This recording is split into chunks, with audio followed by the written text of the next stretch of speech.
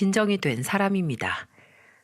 저희 가족에게는 그간 참 눈물겨운 일들이 많이 일어났었는데요. 시댁 쪽의 사연이 깊은 탓에 남편과 시부모님이 정말 힘든 시간들을 보냈고, 이제야 겨우 진정이 되어 평화로운 시간들을 보내고 있는 중입니다. 안타깝게도 그 사이 우리 시아버지는 이미 하늘나라로 떠난 상황이지만, 그래도 충분히 남은 시간들을 함께하고 좋은 시간들을 많이 보냈기 때문에 큰 아쉬움으로 남지는 않게 되었어요. 저희 시어머니나 남편도 많이 힘들어하지 않고 계시고요. 지금부터 어떤 사연이 있었는지 저희 시댁의 이야기를 한번 들려드려 볼게요. 저는 남편과 지인이 소개를 해줘서 만났어요. 서로 결혼 상대자를 찾고 있던 시점에서 서로에게 소개팅이 들어왔고, 딱 적절한 시기에 딱 맞는 사람을 만나 결혼까지는 순식간에 이어졌던 것 같습니다. 엄청나게 불타는 사랑을 한 건 아니었지만 소소하지만 작은 일상에서 행복을 찾을 수 있을 만큼 저희 둘은 따뜻하면서도 깊은 사랑을 했었어요. 그 덕에 결혼을 결정할 때도 힘들지 않았고, 저희 양가 부모님들도 같은 생각이셨는지 저희 둘을 흔쾌히 허락해 주시더라고요. 근데 결혼하려고 시댁 쪽에 들어가 보니 그동안 제가 알지 못했던 가족의 비밀이 하나 숨겨져 있었어요. 남편이 고의로 숨긴 건 아니었지만 결혼을 약속하게 되면 그때 말해주려고 했었다면서 시댁에 인사를 가기 전 놀라운 사실을 하나 알려주었습니다. 그것은 바로 시부모님이 처음부터 부부였던 게 아니라 서로 젊은 시절 이혼을 하고 재혼을 한 재혼 부부였다는 사실이었어요. 우리 엄마랑 아빠는 30대 초반에 서로 혼자가 되셔서 재혼을 하셨는데, 그 당시에 우리 엄마가 지금 내 형이랑 누나를 데리고 왔고, 우리 아빠는 그 전처 사이에서 아들이 있어서 아들을 한 명 데리고 왔었나 봐.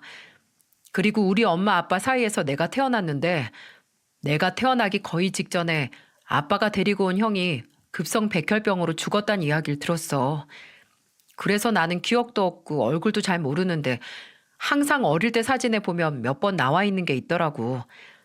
그걸 보면서 나도 누구냐고 물어봤었는데 그때 엄마가 대답해 주셨었지. 그래서 어쨌든 결론은 지금 우리 형이랑 누나는 나랑 아빠가 달라. 그래도 우리 아빠가 정말 친자식처럼 형이랑 누나 성심성의껏 키우셨어. 밤낮 없이 페인트 칠해가며 가족들 먹여 살리겠다고 정말 고군분투 많이 하신 분이라 나는 세상에서 우리 아빠가 제일 존경스러워. 게다가 친자식도 아닌 자식들을 위해서 희생한 것들이 정말 많아서 난 진짜 그것만 봐도 우리 아빠 대단하다고 생각해. 남편이 이야기해주는 가족사를 들어보면서 시부가 상당히 고생을 많이 했었을 것 같았어요. 특히나 친자식을 잃은 아픔을 다 딛고 일어서기도 전에 재혼한 아내가 데리고 온 자식들을 키워내기 위해 몸 바쳐 일했다는 건 말만큼 쉬운 일은 아니잖아요. 근데 그 이야기를 듣고 나서 시부를 만나서 그런 건지 모르겠지만 시부는 첫 만남부터가 정말 따뜻하고 좋으신 분이었어요. 다른 시부들과는 다르게 인자하시고 따뜻한 성품이 그대로 드러나는 분이셨죠. 그날은 첫 인사를 드리러 가는 날이라 시댁집으로 초대를 받았는데 그때 시어머니는 정말 진수성찬을 내주셨어요. 얼마나 많은 가지수의 반찬을 해주셨는지 진짜 이걸 다 어떻게 먹어야 하나 고민이 될 정도였죠. 근데 그때 우리 시아버지가 이렇게 말씀을 하시더라고요. 체하지 않게 딱 먹을 수 있는 것만 먹어요. 우리 아내가 손이 커서 꼭 이렇게 오바를 해. 그래도 다 우리 며느리 될 아가 반갑고 좋아서 그러는 거니까 너그러 이해해줘요. 이렇게 말씀을 해주시면서 가장 맛있어 보이는 반찬들을 제 앞으로 싹 밀어주시는 거 있죠? 고기 반찬, 비싼 해물 반찬 등은 죄다 제 쪽으로 밀어주시고는 이것만 먹어도 괜찮으니까 제 입에 맛있는 걸로 잘 골라 먹으라고 해주시는데 그때 마음이 많이 따뜻해지는 걸 느낄 수가 있었어요. 시어머니도 정말 좋으신 분이셨습니다. 그때 제가 잘 보이겠다고 헤어샵에서 머리까지 하고 갔었는데 긴 머리 때문에 먹는 걸 불편해하니까 바로 머리끈까지 가져다 주시면서 디테일하게 챙겨주셨어요. 저희 남편이 평소에 저를 많이 아껴주고 사랑해주는 모습을 보며 이 사람은 정말 사랑을 잘 받고 자랐구나 라는 사실을 느낄 수가 있었는데 제가 이렇게 직접 눈으로 보니 더 이해가 되는 거 있죠? 그리고 두 분은 저희에게 이런 말씀도 해주셨답니다. 우리 아들이 많이 부족할 텐데 좋게 봐줘서 고마워요. 그리고 금지옥엽으로 키운 딸이 우리 집으로 덜컥 시집 온다고 해서 부모님이 많이 서운해하실 것 같은데 그러시진 않았나 걱정되네요. 그래도 우리 집에 오면 우리가 정말 친딸처럼 생각하고 잘해줄 거니까 걱정하지 말아요. 그냥 우리 아들이 맨날 와서 자랑을 해대더니만 왜 그러는지 이제 알겠어. 이렇게 곱고 예쁘니 그렇게 좋아서 사족을 못 쓰지. 아니에요, 아버님. 저도 부족한 점이 많은걸요. 오히려 제가 이 사람한테 사랑을 많이 받아서 고맙고 미안한 마음이 커요. 저도 결혼해서 잘 하겠습니다. 이렇게 좋은 분들을 보니 저희 부모님도 마음 놓고 시집 보낼 수 있겠다면서 상견례까지 잘 치르고 결혼에 꼴이 날 수 있었죠. 그 뒤로는 저희도 아이들을 낳고 평범한 결혼 생활을 하고 시댁을 오가면서 잘 지냈습니다. 저는 결혼 생활을 하면서 우리 시부와 시모에게 감동을 받은 적이 정말 많았는데 저희 친정집이 가까이 있지 않는 탓에 늘 시모와 시부가 저희를 챙겨주셨는데 아이를 낳았을 때도 마찬가지였어요. 친정엄마는 아빠 식당을 운영하고 계셔서 쉽게 올라올 수가 없는 상황이셨거든요. 그때 시모가 아무 걱정하지 말라며 저희 친정엄마를 안심시켜 주시고는 정말로 저를 지극정성으로 보살펴 주셨죠. 아이를 낳고 나서 미역국을 처음으로 끓여준 분도 우리 시모였고 마지막까지 아이 전 먹이려면 부지런히 먹어야 한다면서 몸에 좋은 것들을 그렇게 많이 해다 주셨어요. 한 번은 사고를 어마어마하게 많이 준비를 하셔서 집에서 내내 지내면서 끓여주시는데 새벽에 잠도 못 자고 애도 같이 봐주시는 데다 그 사골까지 끓이시느라 얼마나 고생하셨는지 몰라요. 그리고 첫 육아라 제가 많이 힘들어할 때면 늘 시어머니가 옆에서 이렇게 말씀을 해주셨답니다. 아가, 힘들지? 뭐든지 처음은 다 힘든 법이야. 그러니까 이 인생 선배가 있는 거 아니겠어? 처음에 애들 키우면 다 그래. 다 힘들어. 그러니까 울지 말고 힘들수록 이 시애미한테 기대라. 나뿐만 아니라 네 시애비도 그냥 전화하면서 바로바로 쫓아오잖니. 우리가 뒤에서 든든하게 받쳐줄 테니까 넌 아무 걱정하지 마. 네, 어머니 감사합니다. 저 정말 어머님 아버님 안 계셨으면 어땠을까 상상도 하기 싫을 만큼 두 분께 감사해요. 제가 정말 앞으로 살면서 정말 잘할게요. 그래, 그래. 예쁜 내 며느리. 시어머니는 항상 이렇게 저를 예쁜 내 며느리라고 불러주셨고 시부도 심심할 틈이 없게 저희 집에 오셔서는 아기 기저귀도 사오시고 분유, 육아용품, 먹거리 등등 다양한 걸 사가지고 오셔서 저희들을 챙겨주셨어요. 이런 극진한 사랑을 언제 또 받아볼 수 있을까 싶을 만큼 저를 너무 잘 보살펴 주셔서 저는 애들을 초반에 육아하는데 남들만큼 힘들게 시간을 보내지 않을 수 있었죠.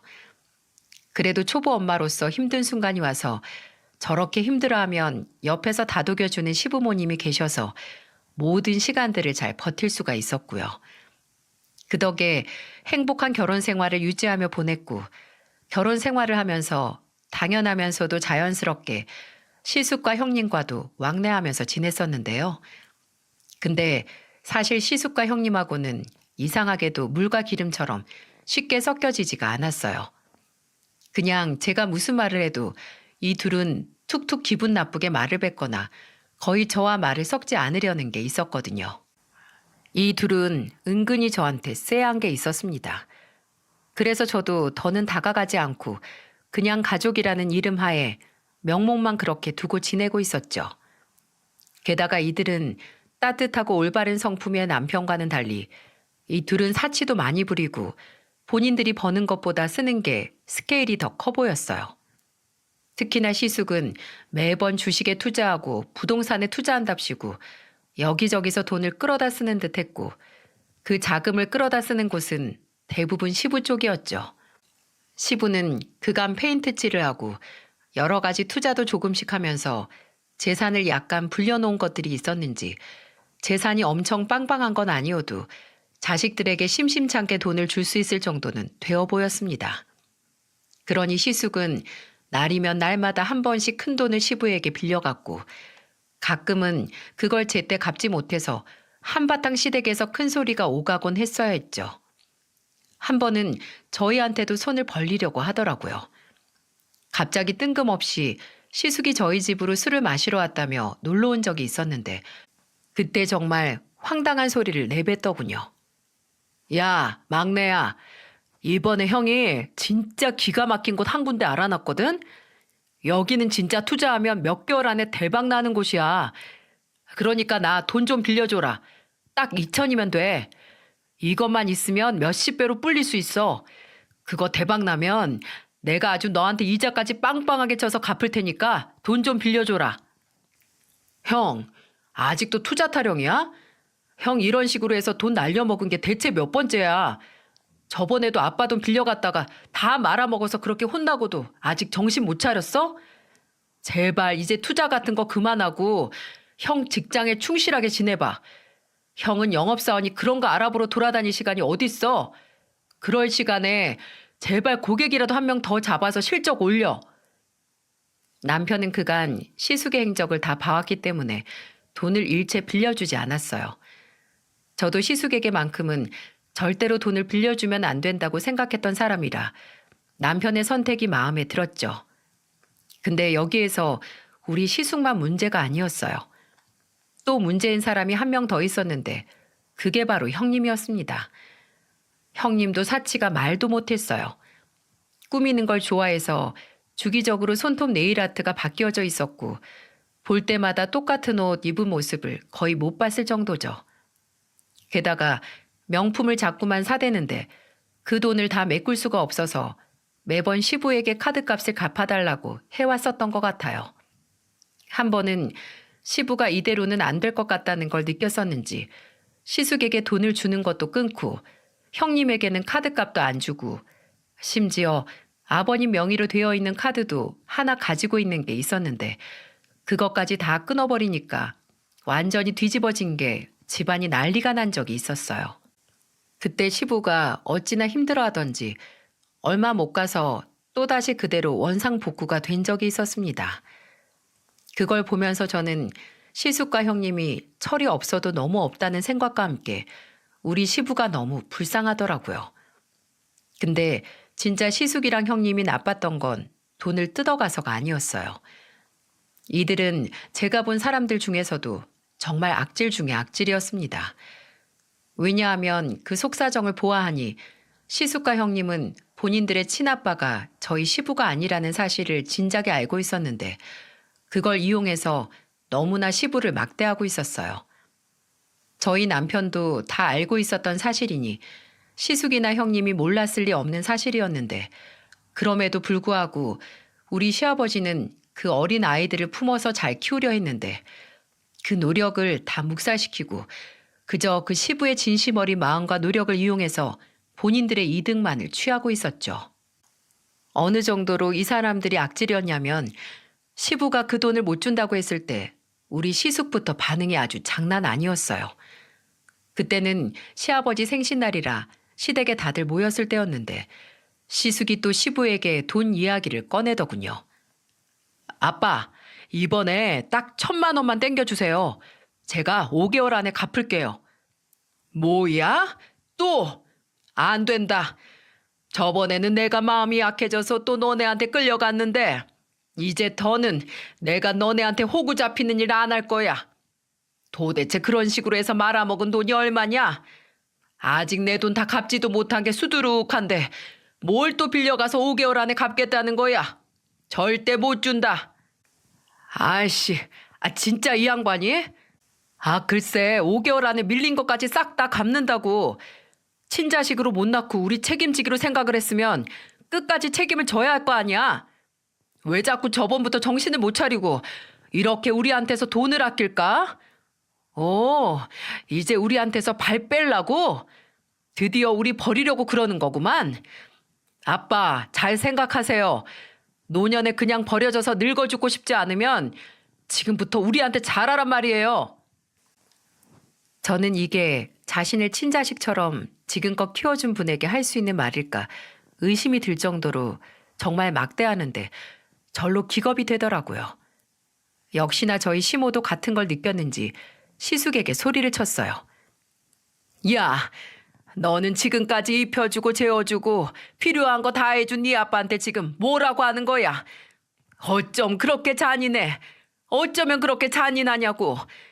지금껏 니네 아빠 너한테 못해준 게 도대체 뭐야? 어? 돈 달라는 대로 다 주고 해달라는 거 다 해줬으면 그걸로 된 거지. 뭐가 또 부족해서 이렇게 쌩 난리를 치느냔 말이야. 그런 건 부모로서 당연히 해줘야 하는 거 아니에요? 막말로 엄마가 우리 팔자 이렇게 만들어 놓은 건데 엄마는 뭐가 그렇게 당당해서 지금 나한테 큰 소리 치는 거예요? 네? 어디 양심이 있으면 말 더 해보시라고요. 시숙은 급기야 제 분에 못 이겨 밥상을 완전히 다 뒤엎었고 거기에서 모두가 놀라서 기겁을 했습니다. 이렇게까지 나올 줄 몰랐기에 시부는 큰 충격을 받았는지 그대로 난리가 난 이 난장판을 다 제쳐두고 안방으로 그냥 들어가 버리셨어요. 그 모습을 보면서 얼마나 안타까웠는지 몰라요. 그걸 저희 남편도 똑같이 느끼고는 바로 남편이 반격을 해주었어요. 형, 아니 너는 형이라는 소리도 아까워. 이 망나니 같은 자식아. 당장 아빠랑 엄마한테 사과해. 은혜를 알아도 부족할 판에 지금 이따위로 행동하고 있는 게 말이나 된다고 생각해? 어? 어쩌면 그렇게 사람이 양심이라는 게 없어. 그동안 아빠가 형한테 얼마나 사랑을 많이 줬는데 그걸 모르고 이따위로 행동을 해? 당장 이거 안 치우고 아빠한테 사과하지 않으면 그땐 내가 가만히 안 있을 거야. 오, 그래. 너는 엄마랑 아빠 사이에서 나온 친자식이다 이거냐? 꼴에 또 유세 떨기는. 네가 가만히 안 있으면 뭐 어쩔 건데? 이것까지 아주 그냥 날 무시하고 달려드네. 하여간에 집안 꼬라지 잘 돌아간다. 시숙은 여전히 정신을 못 차리고 이렇게 이야기를 하는 통에 남편은 화가 잔뜩 난 듯했어요. 그래서 결국에는 시숙의 멱살을 잡고 말았고 거기에서 또같이 흥분을 한 시숙은 남편의 멱살을 똑같이 잡고는 격한 싸움이 시작되었습니다. 근데 정말 우습게도 시숙은 덩치가 상당히 왜소했고 우리 남편은 듬직한 편이어서 금세 시숙이 깨갱하고 수그러들 수밖에 없었어요. 결국에는 동생에게 호되게 맞고는 억울해하면서 집을 뛰쳐나간 시숙을 보며 한심하기 그지없었습니다. 그리고 옆에서 그 모습을 아무렇지도 않게 지켜보던 형님은 딱 한마디 하더라고요. 우리 아빠 나한텐 저러지 않겠지? 나 이번 달 카드값 폭탄으로 나올 예정인데 우리 아빠 나한테도 저러면 곤란해 진짜. 엄마, 나 조만간 올 테니까 그때까지 아빠 잘 구슬려나? 이렇게 말을 하고는 이 난장판 된 집 치우는 걸 하나도 도와주지 않고 그대로 또 집으로 돌아가 버리는 거 있죠? 그걸 보면서 진짜 이 두 사람은 인간 말종이라는 생각이 들더군요. 그제서야 시모는 모든 폭풍 같은 시간이 서러웠는지 바닥에 주저앉아서 울기를 시작했어요. 내가 잘못이다. 내가 잘못이야. 내가 처음부터 저것들을 잡았어야 했는데 그저 미안해서 그냥 하란 대로 다 하게 해줬더니 결국에는 내가 애들을 다 망쳐버리고 말았다. 아이고, 이제 어쩜 좋니? 시모가 이렇게 울면서 말을 하니 그때 남편이 옆에서 현명한 대답을 해주었어요. 엄마, 지금까지 잘못 키워놨으니까 지금이라도 바로 잡으면 돼요. 그러니까 절대로 형이랑 누나 받아주지 마.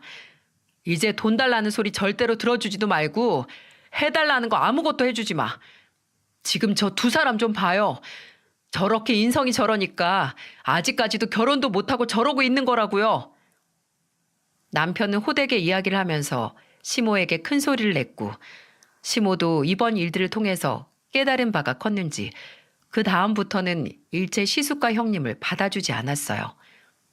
그러니 시숙과 형님은 더 난리가 나서는 완전히 시부와 시모를 잡아먹으려고 했고 그 모습을 보면서 저와 남편도 정말 속이 타는 듯 했습니다.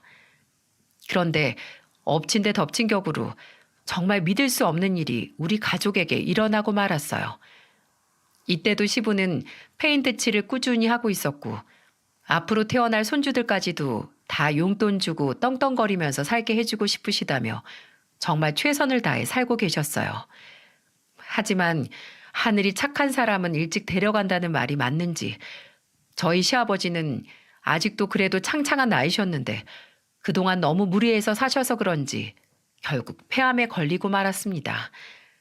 폐암에 걸린 시아버지는 너무 뒤늦게 발견이 된 탓에 손을 더 쓸 수가 없었고 그대로 시한부 선고를 받아 죽음을 묵묵히 기다리는 수밖에 없었어요.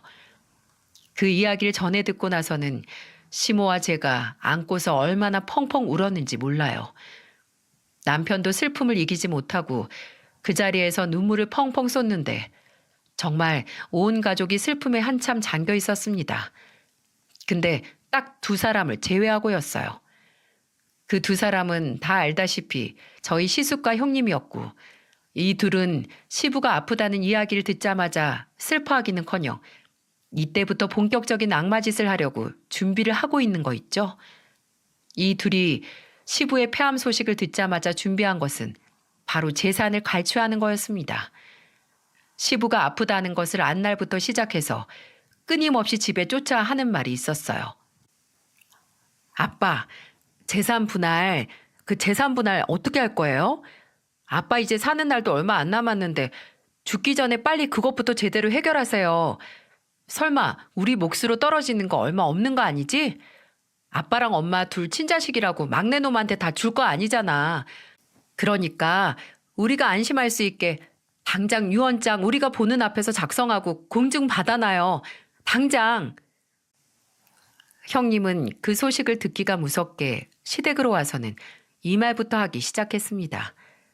그럼 거기에서 시부가 기가 차서 말도 안 하고 그냥 무시하고 있으면 그때부터는 생떼가 시작되었어요. 아 진짜 이 아저씨야. 말이라도 좀 해봐. 어이 아저씨.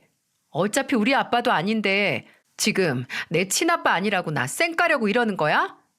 와 벌써부터 손절하는 것 좀 봐라. 내가 처음부터 알아봤지. 그래서 내가 당신한테 정을 안 둔 거야. 알아? 이 망할 놈의 아저씨야. 당장 내 앞으로 재산 분할 안 해놓으면 당신 가만 안 둘 줄 알아? 내가 소송을 걸어서도 당신 재산 다 뺏어올 거니까 그렇게 알라고. 형님, 무슨 말씀을 그렇게 하세요? 아버님 지금 형님이랑 그런 신랑이 할 힘도 없으신 분이에요. 그리고 앞으로 더 좋은 말만 듣고 더 좋은 것만 즐기면서 계셔야 할 분한테 어떻게 그렇게 몹쓸 말을 입에 담을 수가 있어요? 당장 그만하고 돌아가세요. 오, 야, 너 진짜 속 보인다. 그래, 이제 너도 정신이 차려지나 보지? 어? 어디 할 짓이 없어서 시애비한테 붙어서 재산 뺏으려고 수작을 부려. 야, 너 네가 그래봤자 가지고 올 수 있는 돈이 있을 것 같아? 어림없어. 내가 너랑 막내한테는 돌아가는 돈 절대로 얻게 할 거니까 그렇게 알고 있어. 형님은 선전포고를 하듯이 이야기를 하고는 집을 나가버렸습니다. 저는 이때 육아 때문에 직장을 그만둔 상황이었고 시아버지를 조금이라도 더 가까이에서 케어를 해드리기 위해 거의 시댁으로 출퇴근을 할 때였어요. 근데 그때 정말 시숙과 형님의 몹쓸 짓을 다 목격할 수 있었는데 그거 하나하나 다 나열하려면 밤을 새야 할 정도로 이들의 몹쓸 짓은 말할 수가 없이 심각했습니다. 특히나 시숙은 진짜 더 잔인하게 나왔는데 어떻게 나왔는지 아세요? 다짜고짜 시댁으로 들이닥치더니 마구 온갖 구석구석을 다 뒤지기 시작하는 거 있죠? 그걸 보고 시모가 말려도 아무 소용이 없었어요. 얘, 너 지금 뭐 하는 거야? 뭐 하는데 이렇게 난리를 피워? 아씨, 이거 안 놔? 통장, 당신들 통장 어딨어? 아이 둘째 년이 재산을 노려가지고 내가 불안해서 살 수가 없어. 뭐 그 기집애가 유언장 얘기했다면서? 어린 반푼어치도 없지. 어딜 내 재산을 노려? 죽을 때까지 기다릴 필요도 없어. 그냥 어차피 죽을 거, 어차피 우리한테 다 돌려주고 죽을 거, 그냥 지금 내놓으셔. 그 통장 비밀번호만 알면 내가 다 가지고 가면 되잖아. 아니지. 요즘 인터넷 뱅킹이라는 것도 다 되는 세상인데 그냥 나한테 계좌로 보내. 아, 그럼 되겠네. 핸드폰 어딨어? 시숙은 급기야는 뻔히 살아계시는 시부를 두고는 아예 돈을 가지고 오라고 이야기를 했습니다. 당장에 돈을 내놓으라고 억지를 부리는 시숙을 보며 모두가 머리를 싸매어야 했어요. 어쩜 이렇게까지 사람이 나쁘게 할 수 있을까 싶을 만큼 잔인해서 저는 시아버지가 불쌍해서 혼났습니다. 하지만 시아버지는 마음을 단단하게 먹으셨는지 절대로 그들이 해달라는 대로 해주지 않으셨어요. 오히려 더 입을 굳게 지키거나 절대로 안 된다고 으름장을 내시면서 그들을 내보내셨죠. 하지만 이미 힘이 없어진 시부가 아무리 소리를 친다고 한들 그들에게는 그저 힘 다 빠진 노인네에 불과해 통하지가 않았을 뿐이었어요. 이 둘을 어떻게 해야 하나 한참 고민하고 있을 때 결정적인 사건이 터지고 맙니다. 이 둘은 번갈아 가면서 찾아와 난리였는데 한 번은 아예 둘이서 찾아온 시간이 겹친 적이 있었어요. 그때 거의 라이벌들끼리 만남이라 시모와 저 남편 모두가 다 긴장을 하고 있었죠. 시부는 거의 세상을 다 포기한 듯이 그들을 대하고 있었기 때문에 그들이 무슨 짓을 해도 아무 상관이 없다는 표정이었어요. 근데 이 둘이 참 가관이더라고요. 지금 생각해보면 동영상을 안 찍어놓은 게 참 아깝다는 생각이 들 정도로 이 둘은 아주 말도 아니게 우스웠습니다. 야, 너 여기 왜 또 찾아와? 너 또 유언장이니 뭐니 또 이상한 지랄 떨려고 찾아왔지? 야, 꿈도 꾸지 마. 그 재산 너한테 한 푼도 못 가게 내가 다 손 써놓을 거니까 어디서 건방지게 큰오빠가 있는데 와서 깽판을 치려들어? 오빠? 오빠 같은 소리하고 자빠졌네. 네가 언제 한 번이라도 오빠 노릇 한 적 있냐? 야, 너는 그동안에 아빠한테서 가지고 간 돈이나 가지고 와. 그것도 다 내 재산이 들어가는 건데 너 때문에 깎이게 생겼잖아. 잔말 말고 너는 그거나 딱 가지고 와서 제자리에 돌려놓는 게 좋을 거다. 이 멍청한 놈아. 뭐? 멍청한 놈? 아주 이게 오빠한테 못하는 소리가 없어. 이 둘은 이렇게 말싸움으로 시작해서 급기야는 또 몸싸움으로 번졌습니다. 열이 받은 시숙이 먼저 형님의 머리를 쳐버렸고 거기에서 열받은 형님이 머리를 아예 들이대면서 반격이 시작되어 완전히 둘이 엉겨붙어 싸워대기를 시작했어요. 그 꼴을 보고 있자니 정말 한숨만 푹푹 나오더라고요. 그때 어디에선가 큰 소리가 났고 저희는 깜짝 놀라 다 쳐다보니 놀랍게도 거기에는 시부가 화가 잔뜩 난 채로 주방에 있던 큰 접시를 몇 개를 집어들어 바닥에 내동댕이를 친 거였어요. 저희가 아무리 말려도 싸움이 잦아지지 않자 시아버지는 보다 못해서 결국 조치를 취하신 거였고 그게 잘 먹혀 들어간 거였죠. 하지만 거기에서 멈출 이들이 아니었습니다. 이제는 시아버지가 눈에 보이니 그 눈에 쌍심지를 켜고 시아버지에게 막 달려들기 시작했어요. 아빠, 당장 그냥 나한테 그 돈 내놔요. 오늘 보니까 유언장까지 갈 필요도 없겠어. 아주 그냥 이 망나니 같은 놈 때문에 유언장이고 뭐고 다 필요 없으니까 그냥 나한테 알아서 돈 내놔. 나 더는 못 기다리니까 당장 돈 내놓으라고. 웃기지 마 이년아. 내 돈이야. 그 돈이 어떻게 해서 다 네 돈이냐? 하여간에 무식한 게 용감한 거라고. 너는 가지고 갈 수 있는 돈 아무것도 없으니까 억지 부리지 마라. 나한테 보내. 나한테 당장. 이 양반아. 멍청하게 서서 뭐 하는 짓이야? 당장 나한테 돈 보내라고. 점점 더 막장으로 치솟는 이 둘을 보면서 남편이 더는 그 꼴을 못 봐주겠는지 이 둘에게 큰 소리를 쳐버렸어요. 야, 니네 둘 당장 이 집에서 안 꺼지면 내가 경찰 불러다가 니네 끌어낼 거야. 지금 당장 나가는 게 좋을 거야. 아빠 더 괴롭히지 말고 빨리 나가. 꺼지라고. 남편이 소리를 치면서 이 둘을 끌어내보내려고 하는 걸 보며 저와 시모도 같이 합세를 해서 이 둘을 내보내려고 용을 썼어요. 셋이서 안간힘을 쓰니 이 둘도 어쩔 수가 없이 막 끌려가더라고요. 결국에는 이 둘을 내보내는데 성공했습니다. 저는 진짜 이게 무슨 일인가, 우리에게 무슨 일이 벌어지고 있는 건가 믿기지가 않았어요.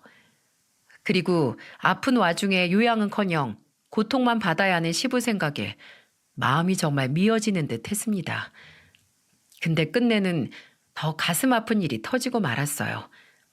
그날은 그 폭풍 같은 시간이 지나고 얼마 안 된 날이었는데 그때는 명절인지라 아침부터 바쁘게 아이들과 준비하고 시댁으로 가려고 하던 찰나에 시모에게서 다급한 전화가 왔습니다.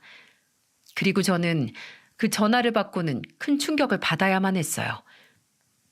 예, 어쩌니, 어떻게, 네 시아버지가 없어졌다. 영정사지만 딸랑 안방에다가 놓고는 사라져버렸어. 어쩜 좋니? 이 일을 어쩜 좋아? 네? 어머님 그게 무슨 말씀이세요? 아버님이 사라졌다뇨? 글쎄, 벼랑간 네 시애비가 어젯밤에 갑자기 싱싱한 전복이 먹고 싶다는 거야. 명절이고 하니까 너네랑도 같이 먹게 수산시장 가서 전복 좀 사다가 죽 끓여달라고 하기에 얼른 다녀왔는데 갔다 와 보니 네 시애비는 없어지고 이렇게 딸랑 영정사지만 있지 뭐냐. 어떡하면 좋아. 시모는 엉엉 울면서 전화를 했고 저도 거기에서 너무나 놀라 바로 남편에게 이야기를 했어요. 남편은 제 이야기를 듣자마자 경찰서에 신고를 했고 실종 신고에 들어간 뒤 경찰서에서는 주변 CCTV를 확인하면서 어렵게 시부가 어디에 있는지를 찾아낼 수 있었습니다. 놀랍게도 시아버지는 우리가 살고 있는 곳과 동떨어진 섬 지역으로 가 계셨는데 거기는 시아버지가 건강하실 때 종종 낚시를 하러 가시던 곳이었어요. 저희 남편도 몇 번 따라간 적이 있었고 온 가족이 여행 가본 적도 있었기에 바로 찾으러 갔죠. 그곳으로 가니 허름한 민박집에 시부가 있었고 거기에서 혼자 생을 마감하려고 하셨던 거였어요.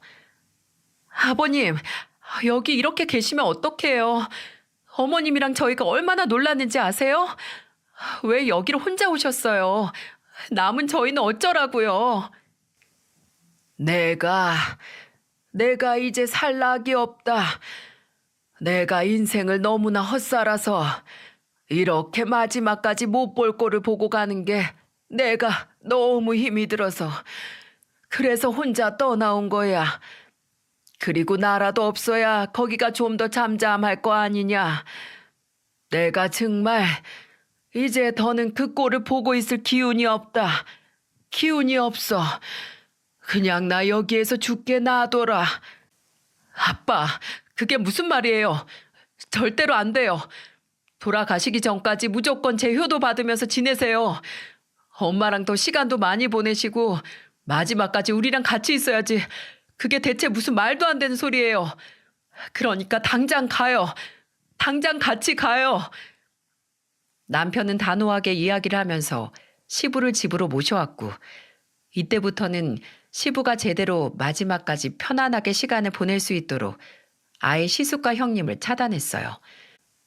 이 둘이 차단한다고 해서 집으로 찾아오지 않을 사람들이 아니었기에 남편은 아예 무리를 해서라도 시부가 좀 더 편안한 환경에 있을 수 있도록 시모와 시부를 근처 공기 좋은 펜션으로 잡아 모셨고 그곳에서 누구의 간섭도 받지 않게 시부와 시모가 지낼 수 있었어요.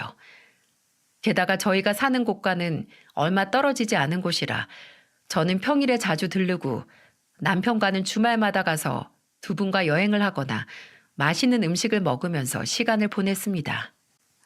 그러다가 시아버지의 상태가 점점 좋지 않았을 때는 거의 계속 붙어 있으면서 간호를 해드리기에 힘썼고 손주와 손녀를 자주 보여드리고 싶어서 거의 마지막에는 저희 아이들을 어린이집에도 보내지 않고 시부에게 매일 데리고 갔었어요. 시부는 거기에서 정말 큰 감동을 받는 듯 했습니다. 아무리 아프고 괴로워도 손주들이 재롱을 피우는 모습을 보며 잘 견뎌내시곤 했었죠. 노년에 이런 행복한 일도 다 겪는구나. 살면서 정말 빠듯하게만 살아왔었는데 이제서야 여유가 무엇인지를 알게 되었어. 그동안 너무 인생을 헛살았던 것 같다. 아니에요, 아버님. 그런 소리 마세요. 가족을 위해서 희생하며 사신 건데 왜 그게 헛살은 거예요? 오히려 너무나 훌륭한 삶을 사신 거예요. 그리고 노년에 이렇게 아이들 재롱 피우는 것도 보시게 되었으니 얼마나 다행이에요. 우리 애들이 할아버지를 너무 좋아해요. 오히려 저는 아버님 힘드신데 자꾸만 가서 안기겠다고 하는 게 마음에 걸리는데요. 됐다. 놔둬라. 내가 들고 안을 순 없어도 품에 꼭 끼고 있을 수 있으니 얼마나 행복한지 모른다. 그저 나를 사랑해주는 저 존재들 때문에 내 아픈 것도 싹 잊게 되니 말이야. 아가, 정말 고맙다. 정말 고마워. 네가 내 인생을 구제해준 은인이야. 네가 진짜 내 은인이다. 이 말씀을 하시면서 아버님이 눈물을 훔치시는데 저도 옆에서 덩달아 울 수밖에 없었습니다. 그리고 마지막까지 산책을 하면서 비록 휠체어에 앉아 계실지언정 시어머니의 손을 꼭 잡고 있는 시부를 보면서 더 오래오래 사셨으면 어떨까 하는 생각에 마음이 미어지기도 했죠. 하지만 시부는 그렇게 석 달이 지나고 돌아가셨고 저와 시모 남편은 큰 슬픔에 잠기게 되었습니다. 근데 역시나 이 시숙과 형님은 정신을 못 차리고 장례식장까지 와서도 깽판을 치더라고요. 근데 그것을 보다 못한 시모가 큰 소리를 냈습니다. 여기에서 저희도 몰랐던 이야기를 들을 수 있었고 그건 정말 놀라운 일이었어요. 뭐야? 이렇게 갑자기 죽어버리는 법이 어딨어?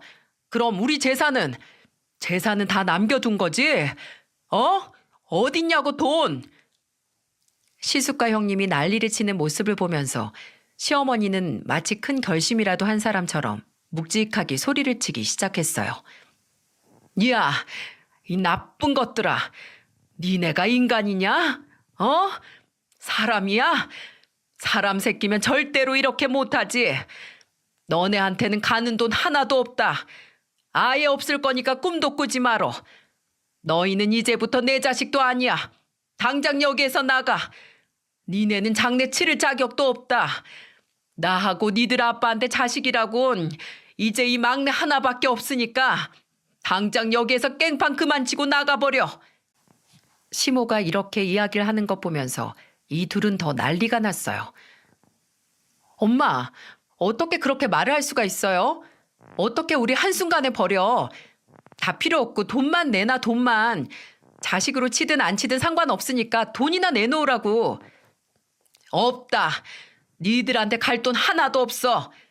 내 남편이랑 이미 다 합의 봤다. 내 남편 죽기 전에, 우리 막내 애비 죽기 전에 유언장 이미 다 작성해서 끝냈다. 모든 재산은 재성이한테 갈 거야. 너네한테는 단 1원도 돌아가지 않을 거니까 너네는 꿈도 꾸지 마. 내가 절대로 못 줘. 혹여라도 너네한테 간다고 해도 내가 아주 지구 끝까지 쫓아가서 다 뺏어올 거니까 그렇게 알고들 제발 여기에서 나가.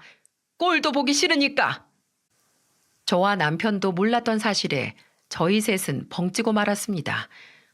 여기에서 그나마 빠르게 정신 차린 사람은 바로 남편이었고 남편은 또 후폭풍이 몰려올 것을 알고는 이 둘을 내쫓아 버렸어요.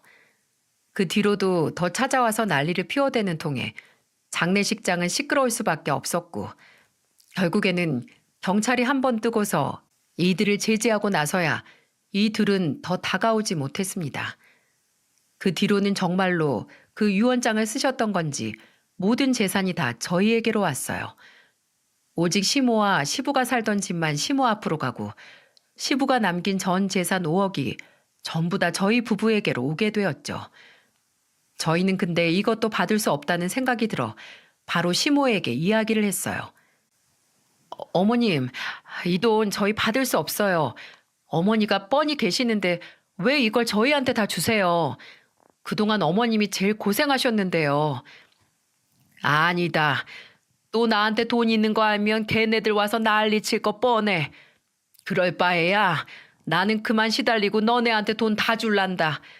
나는 돈에 욕심도 없어. 그저 앞으로는 내 노년이 제발 좀 조용하게 지나갔으면 할 뿐이야. 그리고 그동안에 너희가 네 아빠 또 시애비 챙기느라 얼마나 고생이 많았니. 어떤 자식들보다도 너희만큼 잘하기는 힘들 거야. 그러니까 우리들 마음이라고 생각하고 받아둬라. 그동안 정말 고마웠다. 정말 고마웠어. 어머니, 정말 감사합니다. 이걸 저희가 받아도 될지 정말 모르겠어요. 받아도 되고 말고 나는 오히려 너희가 그 돈을 받을 수 있어서 기뻐. 네 시애비도 살아생전에 유언장 작성하자고 할 때부터 흔쾌히 그렇게 하겠다고 했었고 내가 실은 정말 큰 결단을 했었다. 내 남편이 나랑 친자식도 아닌 그 애들 둘 때문에 지금까지 고생한 거 생각하면 내가 평생 떠받들고 살아도 부족한데 이렇게 노년을 괴롭게 하고 결국에는 혼자서 생을 마감하겠다는 생각까지 하게 만든 걸 보면서 나도 이제는 내 도리를 해야 한다고 생각했어. 그래서 나는 그 두 명을 내 자식으로 생각하지 않기로 했다. 남편이 처음에는 망설였는데 내가 너네 얘기를 하니까 흔쾌히 받아들이더라고. 그동안 정말 고생 많았다. 정말 고생 많았어. 그리고 고마워. 어디에서 너 같은 며느리, 우리 막내 같은 아들을 볼 수 있을까 싶을 만큼 내가 너희만큼은 정말 내 인생의 최고의 복이라고 할 수 있어. 엄마, 제가 죄송해요. 저 형이랑 누나한테서 아빠랑 엄마 지켰어야 했는데 그러지 못했어요. 다 제 불찰이에요. 저 이거 가지고 절대로 허튼 곳에 안 쓸게요. 우리 애들 잘 키우는 데 쓸 거예요. 정말 감사합니다. 감사합니다, 엄마. 저희 셋은 엉엉 울면서 이야기를 나눴고 결국에는 저희가 그 모든 재산을 다 가지고 오기로 했었어요. 근데 역시나 그걸 다 알게 된 시숙가 형님이 이번에는 저희 남편한테 찾아왔고 이번에는 방법을 바꾸기로 했는지 거의 무릎까지 꿇으면서 애원을 하던 거 있죠? 야, 막내야. 이 형이 진짜 그 돈이 필요해서 그래. 사실은 말이다. 나 투자 다 망해서 지금 빚쟁이들한테 쫓기고 있어. 당장 갚지 않으면 나 진짜 큰일 나. 그러니까 제발 좀 그 돈 좀 나눠줘라. 어? 내가 더도 말고 덜도 말고 딱 2억만 말할게. 2억. 딱 2억만 줘. 2억은 무슨? 나는 딱 1억이면 돼. 정말이야. 너도 알잖아. 나 지금 이 나이에 집 하나 번번하게 없는 거. 나도 이제 곧 시집도 가야 하는데 지금 만나는 사람이랑 결혼하려면 돈 필요해. 너는 이 누나가 노처녀로 죽는 꼴을 꼭 봐야겠어? 그러니까 재성아, 한 번만 우리 좀 봐줘. 어? 그 돈 좀 나눠주라. 너 어차피 그 큰 돈 가지고 있어봤자 아무 데도 못 쓰잖아. 어? 양심의 털이라도 난 건지 정말 구구절절 이야기하는 이들을 보면서 남편은 어이가 없는 듯 했어요. 그리고 그걸 받아줄 남편이 아니었기에 남편은 사이다 한 방을 딱 날려주었죠. 이거 보세요들, 아저씨 아줌마. 그쪽들이 빚쟁이한테 쫓겨서 큰일이 나든 노처녀로 결혼도 못하고 늙어 죽든 그건 제 알 바가 아니에요. 이제 당신들은 내 형이랑 누나도 아니고 나도 그쪽 동생도 아니니까 내가 당신들한테 내 아량을 베풀 이유 따위가 없다고요. 알겠어요? 그러니까 더 추잡스럽게 이러지 말고 당장 내 눈앞에서 사라지세요. 예? 안 그럼 또 경찰 불러서 당신들 가만 안 둡니다. 세게 나오는 남편의 모습을 보고 있자니 이들은 거의 망연자실하는 듯 했습니다. 이미 법적으로 다 끝난 재산 분할이었기에 이들은 더 손쓸 겨를도 없이 시모의 말대로 재산 1원도 가지고 갈 수 없었고 결국에는 남편에게 구걸하는 신세가 되어버렸어요. 남편은 다시 한번 찾아오면 경찰을 또 부른다고 이야기를 했기에 이들은 더 찾아오지 못했고요. 그 모습을 보면서 왜 저렇게들 인생을 사나 한심하기 짝이 없더군요. 그리고 그 뒤로는 시모에게까지 가서 미안하다며 싹싹 비는 듯 했는데 그것도 저희 시모가 받아주지 않았다고 했어요. 어차피 이들이 시모에게 다시 달라붙는 이유는 또 어디에선가 돈이 나올지 모르겠다는 헛된 희망과 양심 없는 생각으로 들러붙는 것이었기에 그걸 정확하게 안 시모는 이들을 받아주지 않았습니다. 그리고 그 뒤로도 몇 번이나 우리 가족에게 찾아왔지만 일절 받아주지 않았어요. 그 뒤로는 소식이 어떻게 되었는지 자세히는 모르겠지만 시모에게 찾아와서 울면서 도와달라고 시숙과 형님이 말한 덕에 들을 수 있었던 간단한 이야기로는 시숙은 결국 돈 빌린 곳에 차도 뺏기고 직장 월급까지 다 압류에 들어가는 듯 했어요.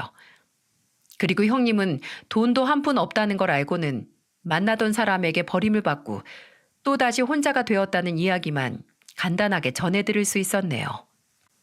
저희는 시부가 물려주신 돈으로 더 큰 집으로 이사를 갔어요. 그리고 원래 방이 2칸 있던 집에서 방이 4칸 있는 큰 집으로 이사를 갔는데 그곳에는 저희 안방과 애들 방 그리고 시모방까지 해서 지금은 5 식구가 함께 살고 있답니다.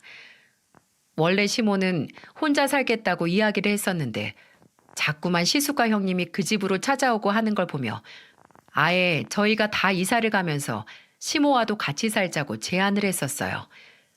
시아버지가 돌아가시고 나서 시어머니가 혼자 지내는 모습도 보는 게 마음이 편치 않아서 이 기회에 그 집은 팔아버리고 저희가 이사하는 곳에 돈을 더 보태서 큰 집으로 이사를 오게 된 거였죠.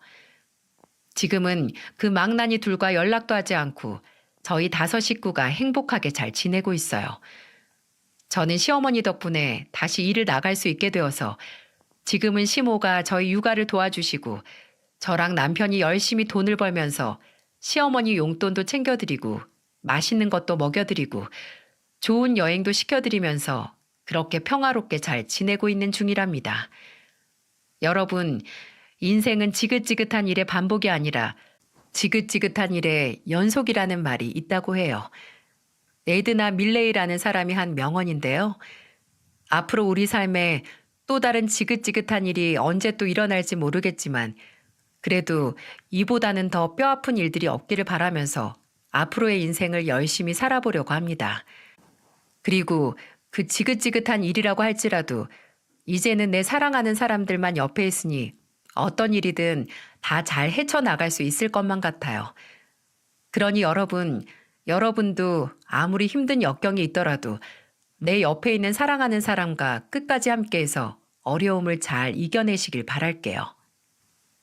그럼 그 끝은 함께 웃을 수 있는 날이 반드시 올 겁니다. 바로 저희 가족처럼요. 저의 사연 잘 들어주셔서 감사합니다.